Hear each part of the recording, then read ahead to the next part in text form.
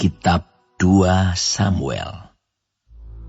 Setelah Saul mati, dan ketika Daud kembali sesudah memukul kalah orang Amalek dan tinggal 2 hari di Siklag, maka datanglah pada hari ketiga seorang dari tentara dari pihak Saul dengan pakaian terkoyak-koyak dan tanah di atas kepala. Ketika ia sampai kepada Daud, sujudlah ia ke tanah dan menyembah. Bertanyalah Daud kepadanya, "Dari manakah engkau?" Jawabnya kepadanya, "Aku lolos dari tentara Israel." Bertanyalah pula Daud kepadanya, "Apakah yang terjadi? Coba ceritakan kepadaku." Jawabnya, "Rakyat telah melarikan diri dari pertempuran. Bukan saja banyak dari rakyat yang gugur dan mati, tetapi Saul dan Yonatan anaknya juga sudah mati." Lalu Daud berkata kepada orang muda yang membawa kabar kepadanya itu, "Bagaimana kau ketahui bahwa Saul dan Yonatan anaknya sudah mati?" Orang muda yang membawa kabar kepadanya itu berkata, "Kebetulan aku ada di pegunungan Gilboa. Maka tampaklah Saul bertelekan pada tombaknya, sedang kereta-kereta dan orang-orang berkuda mengejarnya. Ketika menoleh ke belakang, ia melihat aku, lalu memanggil aku, dan aku berkata, 'Ya Tuanku.' Ia bertanya kepadaku, 'Siapakah engkau?' Jawabku kepadanya, 'Aku seorang Amalek.' Lalu katanya kepadaku, 'Datanglah kemari dan bunuhlah aku, sebab kekejangan telah menyerang aku, tetapi aku masih bernyawa.' Aku datang ke dekatnya dan membunuh dia, sebab aku tahu ia tidak dapat hidup terus setelah jatuh. Aku mengambil jejamang yang ada di kepalanya dan gelang yang ada pada lengannya, dan inilah dia. Aku bawa kepada tuanku." Lalu Daud memegang pakaiannya dan mengoyakkannya, dan semua orang yang bersama-sama dengan dia berbuat demikian juga. Dan mereka meratap, menangis, dan berpuasa sampai matahari terbenam karena Saul, karena Yonatan anaknya, karena umat Tuhan, dan karena kaum Israel, sebab mereka telah gugur oleh pedang. Kemudian bertanyalah Daud kepada orang muda yang membawa kabar itu kepadanya, "Asalmu dari mana?" Jawabnya, "Aku ini anak perantau, orang Amalek." Kemudian berkatalah Daud kepadanya, "Bagaimana? Tidakkah engkau segan mengangkat tanganmu, memusnahkan orang yang diurapi Tuhan?" Lalu Daud memanggil salah seorang dari anak buahnya dan berkata, "Kemari, paranglah dia." Orang itu memarangnya sehingga mati. Dan Daud berkata kepadanya, "Kau tanggung sendiri darahmu, sebab mulutmu lah yang menjadi saksi menentang engkau, karena berkata, 'Aku telah membunuh orang yang diurapi Tuhan.'" Daud menyanyikan nyanyian ratapan ini karena Saul dan Yonatan anaknya. Dan ia memberi perintah untuk mengajarkan nyanyian ini kepada Bani Yehuda.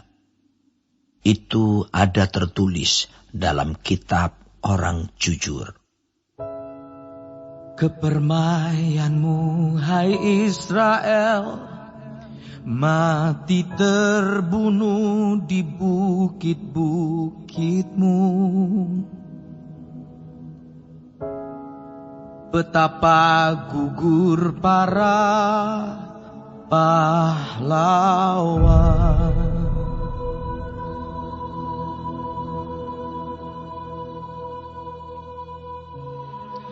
Janganlah kabarkan itu di Gad, janganlah beritakan itu di lorong-lorong Askelon, supaya jangan bersuka cita anak-anak perempuan orang Filistin,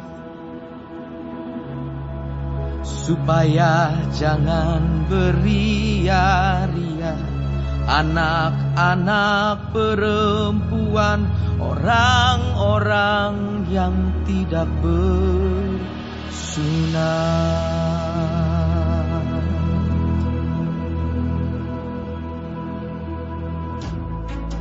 Hai gunung-gunung di Gilboa, jangan ada embun, jangan ada hujan di atas kamu. Hai padang-padang pembawa kematian, sebab di sanalah perisai para pahlawan dilumuri. Perisai Saul yang tidak diurapi dengan minyak.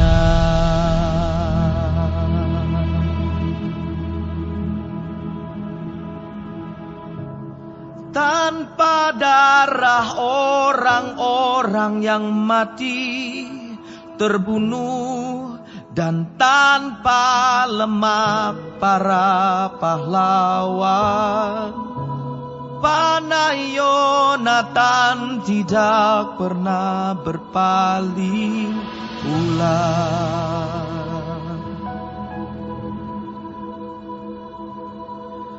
Dan pedang Saul tidak kembali dengan hampa.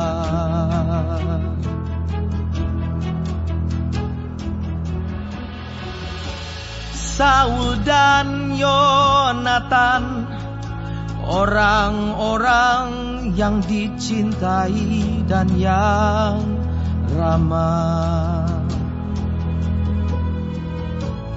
dalam hidup dan matinya, tidak terpisah.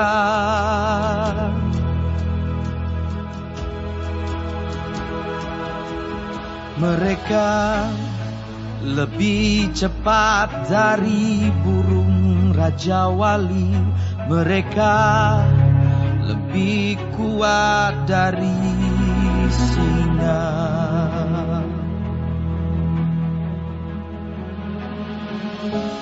Hai anak-anak perempuan Israel, menangislah karena Saul yang mendandani kamu dengan pakaian mewah dari kain kirmisi, yang menyematkan perhiasan emas pada pakaianmu.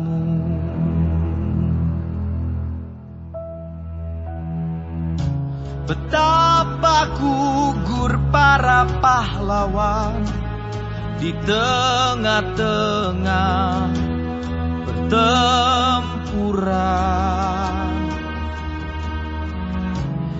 Yonatan mati terbunuh di bukit-bukitmu.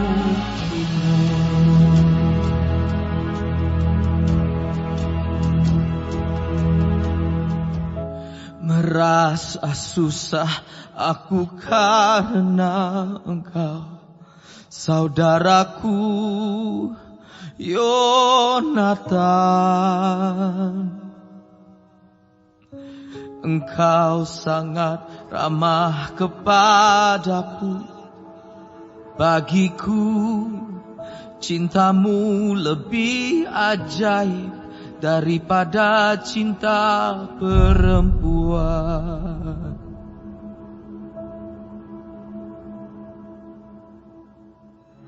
Betapa gugur para pahlawan dan musnah senjata-senjata